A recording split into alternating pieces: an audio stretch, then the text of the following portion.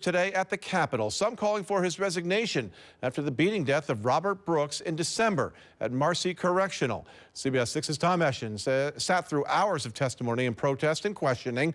Lawmakers focusing more on the reaction to the killing rather than what could have been done to prevent it altogether. Here's Tom's report.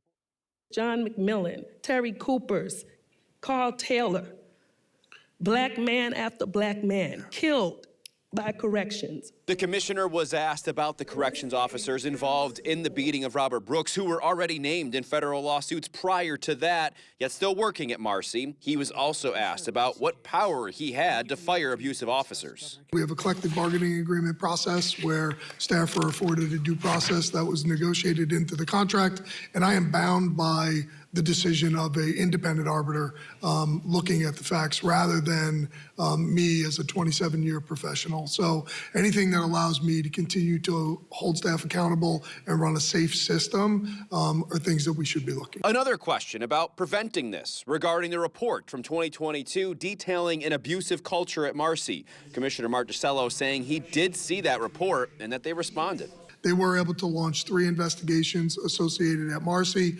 One wound up being associated to Midstate, but a lot of the information was more anecdotal where it couldn't identify an individual, but we did do that follow-up. He added that after Robert Brooks was killed, they have the Office of Special Investigations now embedded in facilities, meeting with individuals without members of that facility in the room.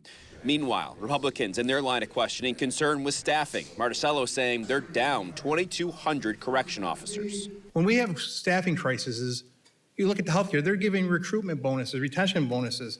The starting pay for a CO is $56,000. That's woefully inadequate. Now answering questions for about 3.5 hours, he was stopped by us reporters after the fact, answered one question about what happened in Western New York at the correctional facility there yesterday, then took off. We tried asking him some questions as he left. Commissioner, have you spoken with the family of Robert Brooks? I did speak with Robert Brooks' mother.